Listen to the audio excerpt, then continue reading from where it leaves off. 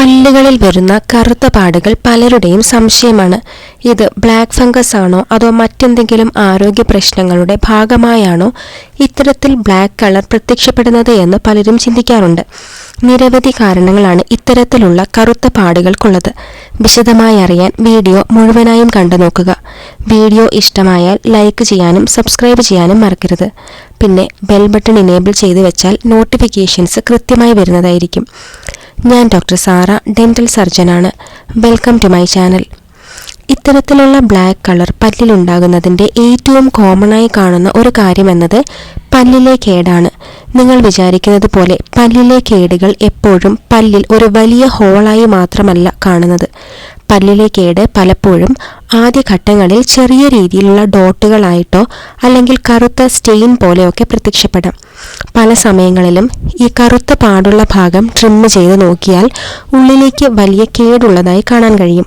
അതുകൊണ്ട് തന്നെ ഉള്ളിലെ വലിയ പോടുകളുടെ ഒരു സൂചനയായിട്ട് ഈ കറുത്ത പാടുകൾ കാണാറുണ്ട്. അതുപോലെ തന്നെ വെളിയിൽ നിന്ന് അകത്തോട്ട് നീങ്ങുന്ന കേടുകളുടെ പ്രാരംഭഘട്ടമായിട്ടും ഈ പാടുകൾ കാണാം. എന്നാൽ എല്ലാ കറുത്ത പാടുകൾ ഈ പോടുകളാണ് എന്ന് പറയാൻ കഴിയുകയില്ല. ചിലപ്പോൾ ഫ്ലൂറൈഡ് ബെൽറ്റ് ഏരിയയിൽ താമസിക്കുന്ന ഒരു വ്യക്തിയാണെങ്കിൽ അവർക്ക് ഫ്ലൂറോസിസ് ഉണ്ടാകാം. അതായത് അവർ കുടിക്കുന്ന വെള്ളത്തിൽ നോർമലായി ലഭിക്കേണ്ട ഫ്ലൂറൈഡിന്റെ അളവിനേക്കാൾ കൂടുതലായിരിക്കും ഉള്ളത്. ഫ്ലൂറോസിസിനെ കുറിച്ച് ഈ ചാനലിൽ 31ാമത്തെ വീഡിയോയിൽ വിശദമാക്കിയത് കണ്ടു നോക്കാം. ഇത്തരത്തിൽ ഫ്ലൂറോസിസ് ഉള്ളവരുടെ പല്ലുകളിൽ ഫ്ലൂറോസിസിന്റെ സ്റ്റെയിൻസ് ഫോം ചെയ്യാറുണ്ട്. അത് ബ്ലാക്ക്, ബ്രൗൺ കളറുകളിൽ എല്ലാം കാണാൻ കഴിയും. അത് കേടിന്റെ ഭാഗമല്ല, ഫ്ലൂറോസിസിന്റെ ഭാഗമാണ്. ഇനി ഇത്തരത്തിൽ അല്ലാതെ തന്നെ സാധാരണ പല്ലിൽ സ്റ്റെയിൻസ് അടിയാറുണ്ട്.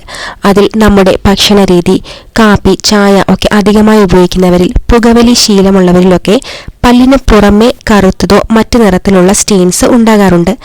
ഇത്തരത്തിൽ പല്ലുകളിൽ ബ്ലാക്ക് ഡോട്ടുകൾ വരുന്നതിന് നിരവധി കാരണങ്ങൾ ഉള്ളതുകൊണ്ട് തന്നെ ചികിത്സയും ഇവയുടെ കാരണങ്ങൾക്ക് അനുസരിച്ചായിരിക്കും നൽകുന്നത്. ആദ്യം പറഞ്ഞ പല്ലിലെ കേടാണെങ്കിൽ അതിനനുസരിച്ചുള്ള കേടിന്റെ ചികിത്സയായിരിക്കണം നൽകുന്നത്. ചിലപ്പോൾ കേടിന്റെ സ്റ്റേജ് എത്രയായി എന്നറിയാൻ എക്സ്റേ എടുക്കേണ്ടതായി വരാറുണ്ട്. തുടക്കത്തിലുള്ള കേടാണെങ്കിൽ ഫില്ലിങ്ങുകൾ നൽകാം.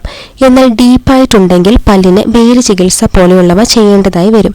ഇനി ഫ്ലൂറോസിസ് സ്റ്റെയിൻസ് ആണെങ്കിൽ ചിലപ്പോൾ സാധാരണ പല്ല് ക്ലീൻ ചെയ്താൽ അത് പോകാറില്ല. അത് പല്ലിനുള്ളിലെ ഇൻട്രിൻസിക് സ്റ്റെയിൻസ് ആയിരിക്കും. അത്തരത്തിലുള്ള കേസുകളിൽ പല്ലിന് വെനിയറിംഗ് പോലെയുള്ള കവറിംഗ് നൽകണം. എന്നാൽ ഭക്ഷണ രീതിയിലൂടെ പല്ലിന്റെ ശുചിത്വം കൃത്യമല്ലാതെയൊക്കെ ഉണ്ടായി വരുന്ന എക്സ്ട്രിൻസിക് സ്റ്റെയിൻസ് ആണെങ്കിൽ ക്ലീനിങ്, പോളിഷിംഗ് ഒക്കെ ചെയ്ത് കൃത്യമായി വായുടെ ശുചിത്വമൊക്കെ പരിപാലിച്ചാൽ അത്തരത്തിലുള്ള പല്ലിലെ കറുത്ത പാടുകൾ മാറിക്കിട്ടുന്നതാണ്.